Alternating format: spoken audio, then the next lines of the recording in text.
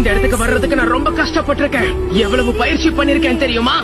பலசாலி ஆகணுங்கிற ஒரே குறிக்கோளோட தனியா இருந்து பயிற்சிக்கு எடுத்திருக்கேன். என் கனவு நினைவாகணும். அப்படி நடக்கிற வரைக்கும் முயற்சியை கைவிட மாட்டேன். யாருடைய தயவுலையும் வாழ்றது எனக்கு பிடிக்காது.